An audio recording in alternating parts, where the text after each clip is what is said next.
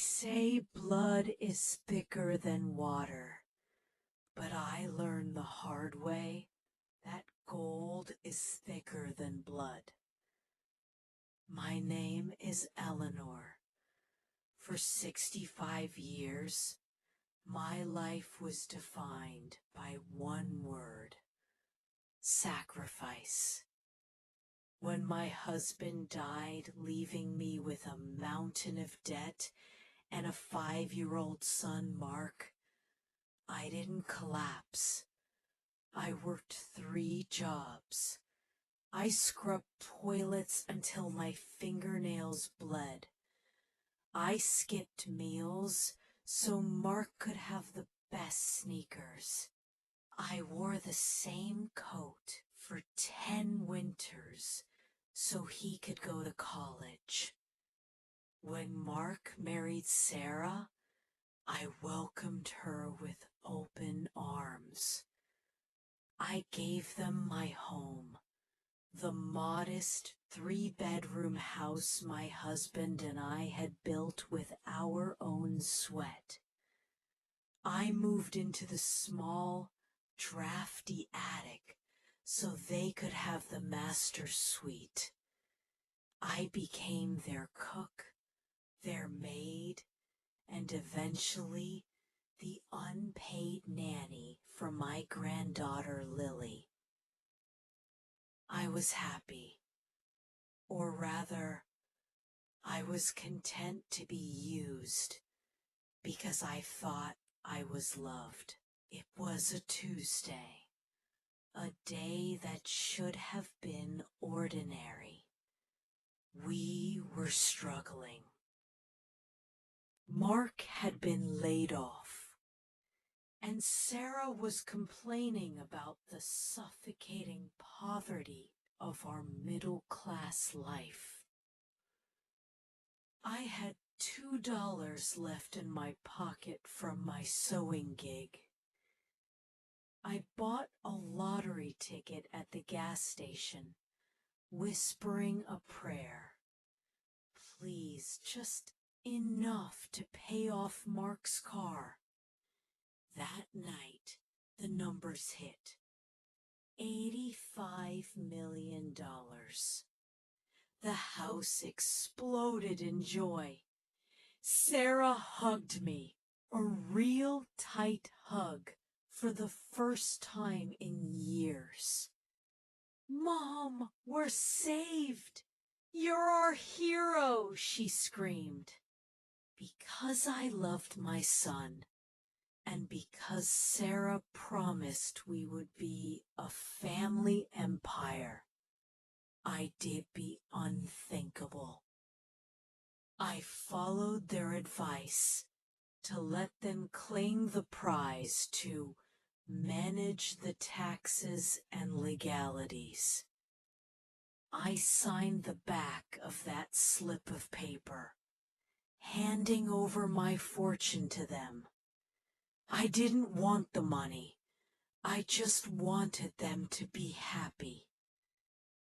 I didn't know I was signing my own eviction notice. The change didn't happen overnight. It was a slow, agonizing erosion. The new life began. We moved into a mansion that felt more like a museum than a home. It had 24 rooms, but suddenly there was no room for me. Sarah hired a domestic staff. One morning, I went to make my signature blueberry pancakes for Lily, and Sarah stopped me. "Eleanor, please," she said, her voice dripping with a new, icy sophistication. "We have a Michelin-starred chef now. Your cooking is a bit rustic for our new lifestyle. It smells like old house. My heart stung, but I stepped back. Then came the wardrobe. Sarah threw away my old sweaters, the ones I'd knitted myself, and replaced them with stiff, expensive designer clothes that felt like a cage. "You represent the brand now, Eleanor," she told me. "Stop talking to the neighbors about your coupons. It's embarrassing." By the 6-month mark, I had become a ghost. Mark, my boy, my little Mark whom I had protected from the world, wouldn't look me in the eye. He was too busy buying Ferraris and private jets. He had become a stranger in a tailored suit. The hook came when they threw a Vegas-style gala. I was told to stay in my room. "It's a high-stakes networking event, Mom," Mark said, avoiding my gaze. "You'll be bored." I watched from the top of the stairs as Sarah laughed with celebrities, sipping champagne that cost more than my father's annual salary. I saw her tell a guest, "Oh, Eleanor? She's our live-in ward, a distant relative we took in out of charity." Charity. I had given her $85 million, and I was her charity case. The betrayal reached its peak on a Tuesday, exactly 1 year after the win.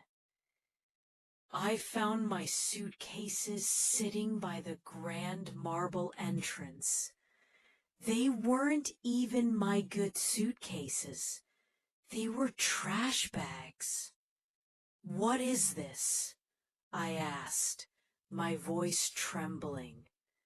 Sarah stood there, holding a slim gold smartphone. She didn't look guilty. She looked bored. "The mansion is being featured in Architectural Digest next month. We're remodeling your wing into a state-of-the-art yoga studio. And frankly, Eleanor, the intergenerational living vibe is ruining our social climb." I looked at Mark. "Mark, tell her this is my house. I gave you the money for this." Mark looked at the floor. "Mom, Sarah's right. You're not happy here. You're always judging us. We found a lovely senior community in the next state. It's quiet." "A next state?" I choked out. "What about Lily? I raised her." "Lily needs to be around people of her own caliber," Sarah snapped. "Not an old woman who smells like mothballs and regret. Didn't even drive me. They called an Uber." As I stood on the driveway, the heavy iron gates began to close. I saw Lily watching from the window, her hand pressed against the glass. But Sarah pulled her away and shut the silk curtains. I had $85 million, and yet I was standing in the rain with nothing but a bag of old photos. I realized then that the lottery wasn't a blessing. It was a fire that burned away the masks people wore. I sat at a bus stop, shivering, clutching a photo of Mark when he was 5 years old. In the photo, he was holding my hand and promising, "I'll take care of you forever, Mommy." The rain washed away the ink on the photo, just as the money had washed away the soul of my son. Imagine giving someone the world, only for them to tell you that you no longer fit inside it. I am Eleanor, and this is the story of how my heart broke in a house that my own blood bought with my betrayal. Why this story resonates. Universal fear. The fear of being abandoned by children as we age. The greed factor. People love to hate a villain like Sarah, the greedy daughter-in-law. The sad reality. It highlights how money changes the power dynamic in families.